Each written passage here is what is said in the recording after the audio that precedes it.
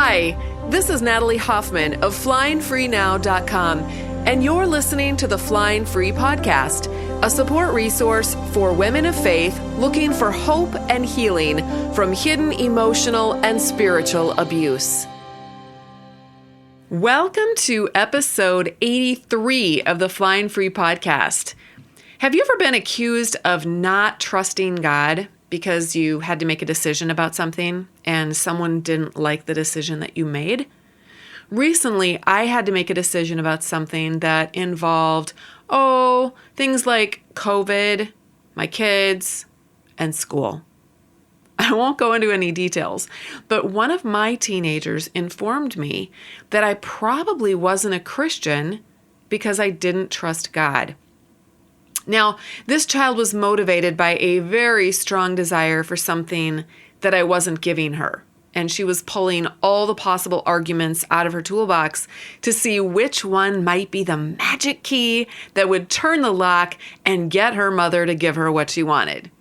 Teenagers can be very astute when it comes to manipulating their parents. They instinctively know which buttons to push for the very best effect. But they learned this from watching other grown-ups do it. When you hear your kids using Christianity or the Bible or principles like trusting God as manipulation tools to get what they want, you know they probably picked up those tactics from other religious grown-up people. Here's the thing. All the humans want what they want, whether they are religious or secular. All the humans have their own rule books for how everyone else should live and what others should or should not do to them or for them. You do. I do. Our kids do. The bazillions and trillions of people all throughout history all do and did. Now, religious people have thick rule books for themselves and others that are full of their own personal thoughts, programmed into their brains from childhood, but also interwoven with Bible verses to sort of give their manuals that holy flavor. And it gives the people holding their manuals a good feeling that they are right and everyone else is wrong because they've got the Bible to back them up. But you know what? At the end of the day, our manuals for other people are just ridiculous hogwash. And boy, do those manuals cause a lot of heartache for all the humans. Manuals are simply our brain's justification for getting up in everyone else's business. Well, I need to let them know because I care about them so much. When in reality, we really just want the other person to do and believe everything that we do and believe. I know this from personal experience, both from having a manual for others, myself, as well as being beaten over the head by the manuals of all the other people.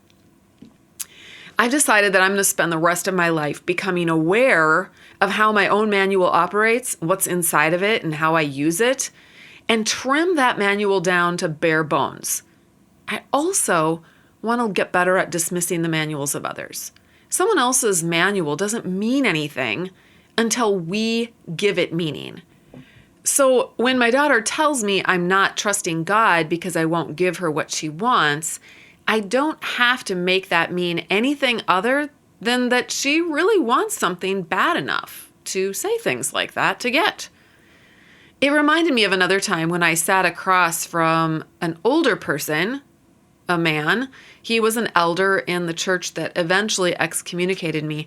And he told me, as he looked deeply into my eyes, that I didn't even know God because I was leaving my husband. I wasn't living according to his manual. And so he believed he was justified in saying that. But I got to thinking about this whole idea of trusting God. What does it mean to trust God? What does it mean to trust God in a pandemic? Do we just live our normal lives and say, "Que sera, sera," to whatever happens? Do we take in information and make informed choices? Is that trusting God? Or is that trusting in ourselves? Do we go to the doctor if we're sick? Or do we stay home? Which one is trusting God the most? And who decides? Should I let my 2-year-old play by a bluff or maybe a freeway and then just trust God that he will protect my child? These are the kinds of questions that came up a lot in my prior marriage. There was a lot of confusion over what trusting God meant.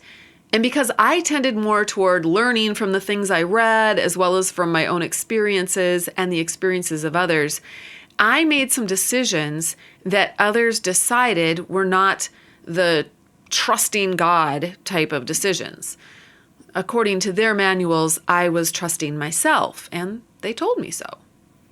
Jesus tells a story about a business owner who goes away and leaves different portions of his business with 3 different employees. 2 of the employees invest their portions, which means they had to take a risk. They had to make some decisions about what to invest in and then trust that they were acting in the best interest of their employer. Were they trusting their employer or trusting themselves? Did it matter?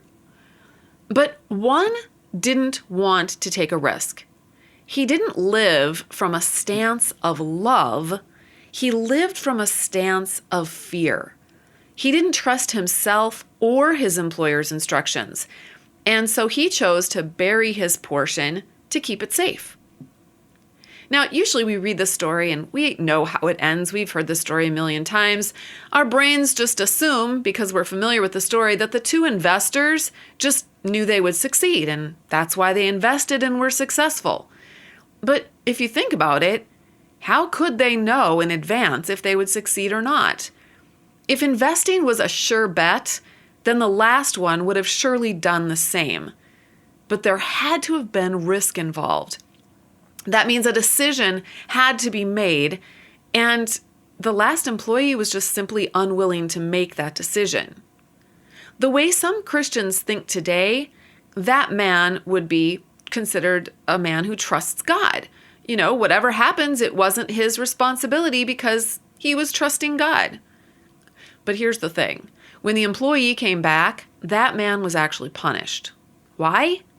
Because it was his responsibility to make a choice and to do what was best with that money. And hiding the money out of fear wasn't the best choice. Here's the other thing. The guy made a decision even though he didn't make a decision. He decided not to decide. And that means he chose not to take responsibility. And that right there was his downfall. What if trusting God is simply trusting that he is our Abba Father, and we are free to make decisions and fall on our faces sometimes? We're free to stub our toe on a rock while we're running through the fields of grace, and we trust that he loves us no matter what.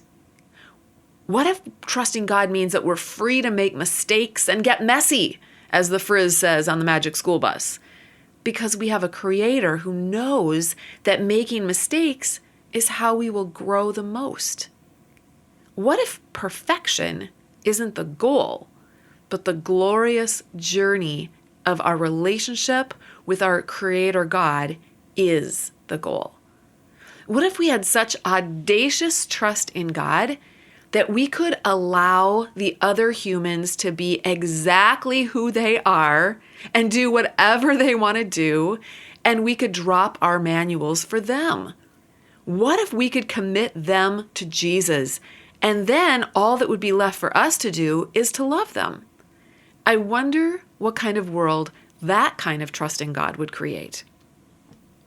Think about that elder again that I sat across from at that meeting table. What if he knew who God was and knew that our God is so much bigger than a dysfunctional marriage, that our God can make beauty out of ashes, and that our God wraps his weeping children in his arms and accepts them just as they are, even when their faith is failing because churches kick them out of the gates and slam the doors on their faces?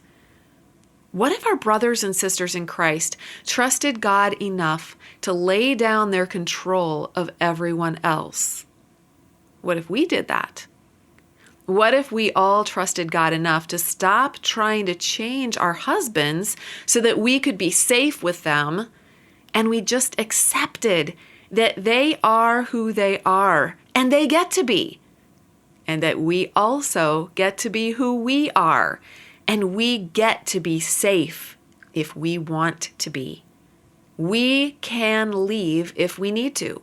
We can leave without shame because we are loved and accepted, and we all trust our Abba Father to be with us on our way out of hell. I think trusting God looks like all of that and more.